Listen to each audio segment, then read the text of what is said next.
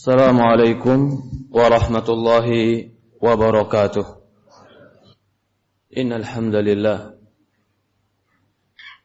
nahmaduhu wa nasta'inuhu wa nastaghfiruh wa na'udzu billahi min shururi anfusina wa min sayyiati a'malina. May yahdihillahu fala mudhillalah wa may yudlil fala hadiya lahu.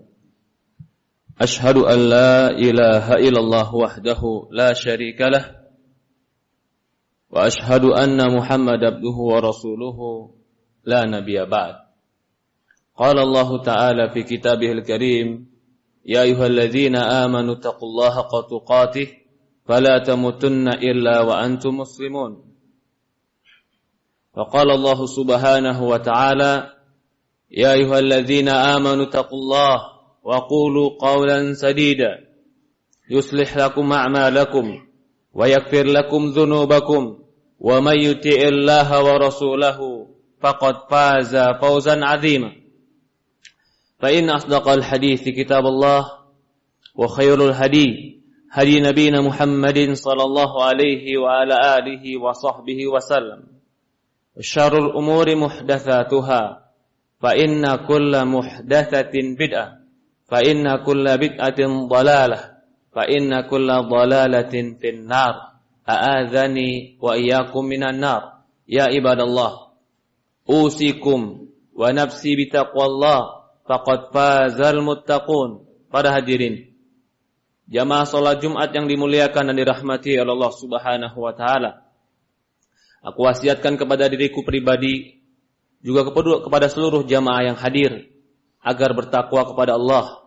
Sesungguhnya orang-orang yang bertakwa kepada Allah, mereka adalah orang-orang yang sukses dalam kehidupan mereka di dunia dan di akhirat. Ya ibadallah, manusia Allah ciptakan menjadi mulia di antara makhluk-makhluk yang lain.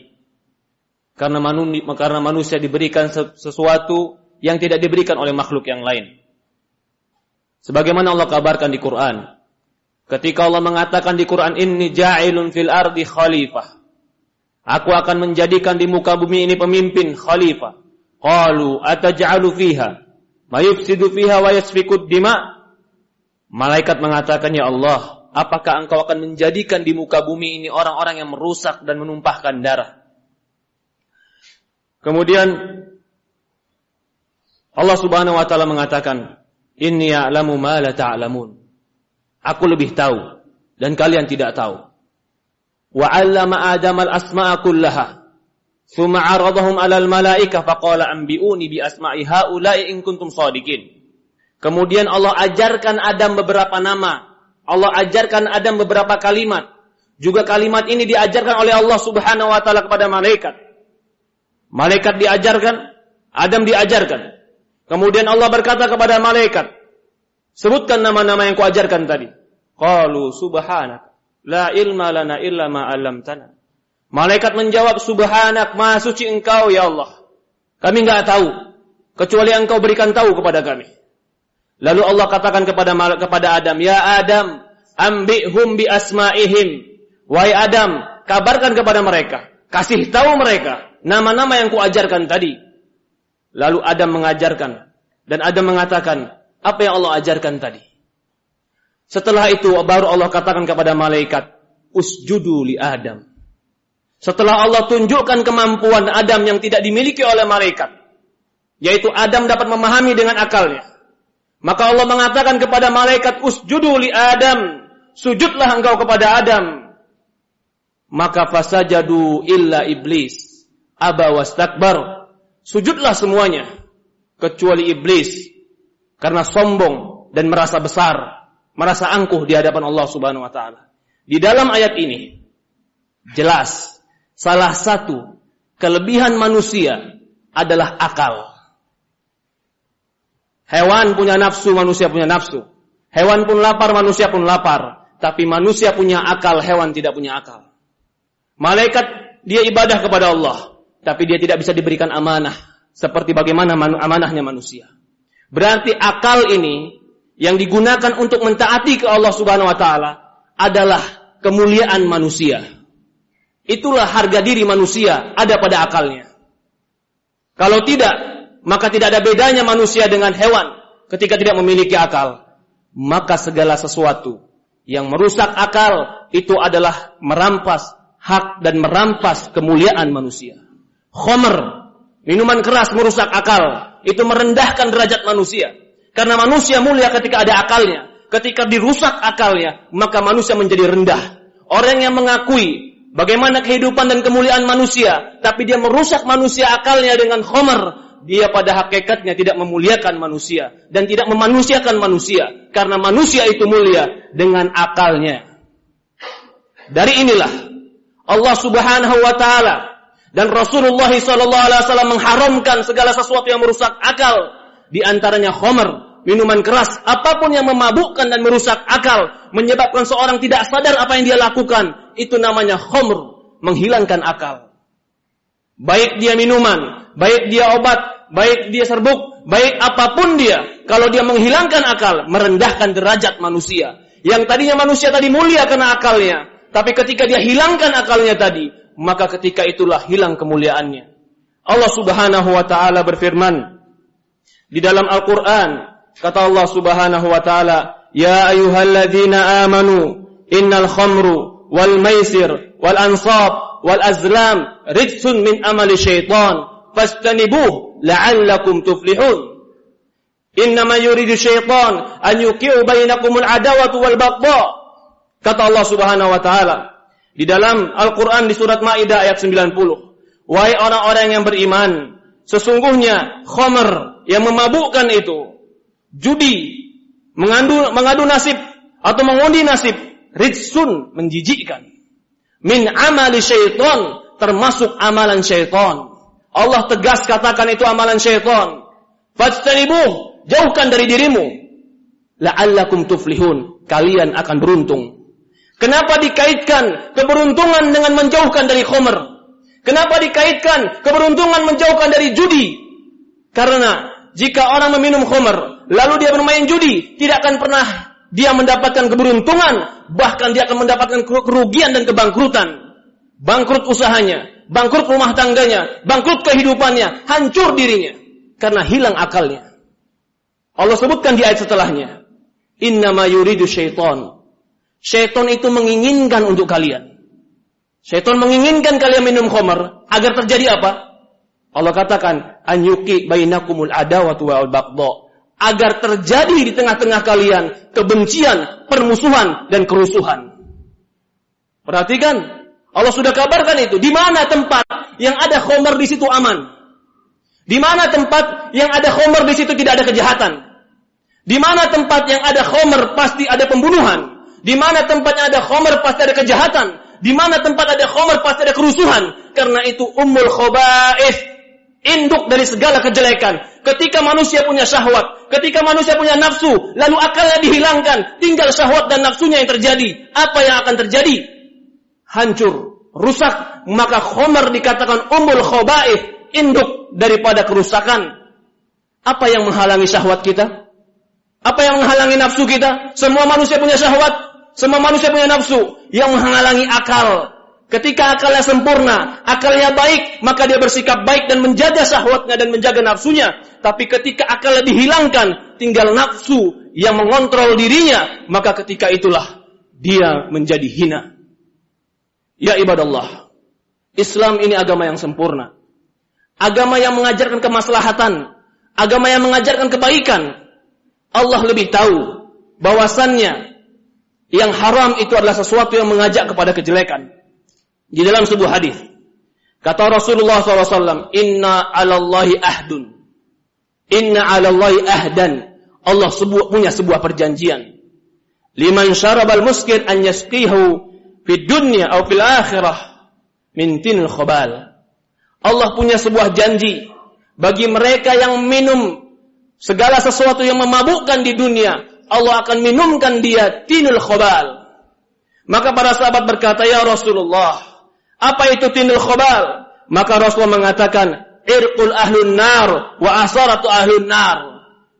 Mereka akan diminumkan keringat ahli neraka dan mereka akan diminumkan nanah-nanah penghuni neraka. Hadis riwayat Muslim. Dalam hadis ini jelas Allah Subhanahu wa taala memberikan ancaman bagi mereka peminum khamr karena dampaknya akan memberikan kerusakan yang sangat parah. Bukan kerusakan untuk dirinya sendiri, tapi kerusakan untuk lingkungannya, kerusakan untuk keturunannya, kerusakan untuk orang-orang sekitarnya, kerusakan bagi sebuah masyarakat dan kerusakan bagi sebuah negara. Di dalam hadis Rasulullah SAW mengatakan, "Man syarabal khamr fid dunya, yahrumuha fil akhirah."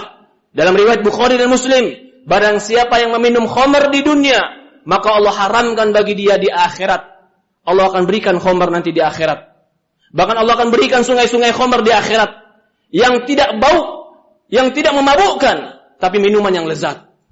Ya ibadallah, Rasulullah SAW mengatakan dalam hadis yang lain, "Thalathatun la yaqbalullahu salatahum wa la yarfa'u lahum amala ila as-sama' husna ila as-sama'."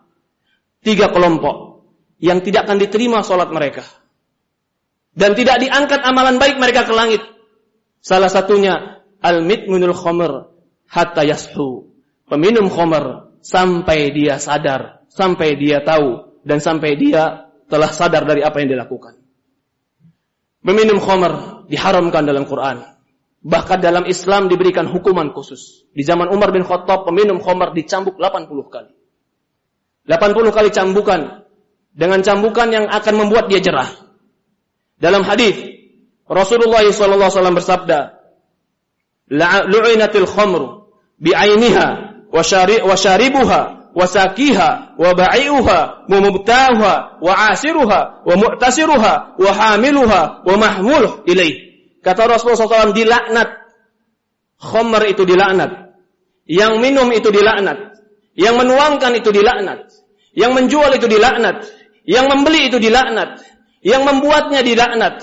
Yang memberikan atau memfasilitasi agar menjadi khamr terlaknat. Yang mengangkatnya dilaknat. Dan membawakannya semua terlaknat. Dari mulai pembuatannya sampai orang meminumnya semua terlaknat. Jika sudah terlaknat maka tidak akan ada kebaikan di dalamnya.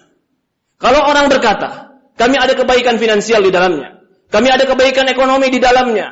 Wahai saudaraku, perhatikan. Jika engkau banyak uangmu, tapi ternyata di pinggir jalan banyak anak muda yang minum khamr. Setiap orang takut untuk keluar jalan. Setiap malam ada perkelahian. Setiap malam ada pembunuhan. Mana yang lebih berharga? Harga diri anak muda, darah anak muda, keamanan, atau dengan finansial keuangan yang lebih berharga? Mana yang kau lebih cari?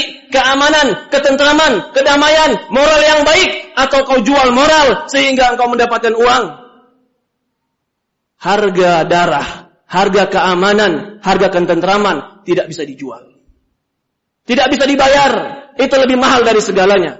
Semoga Allah Subhanahu wa taala berkahi kita. Barakallahu wa lakum fil Qur'anil Karim wa nafa'ani wa iyyakum bima fihi minal ayati wa dzikril hakim wa taqabbalallahu minni wa minkum tilawatuhu wastaghfiruh innahu huwal ghafurur rahim.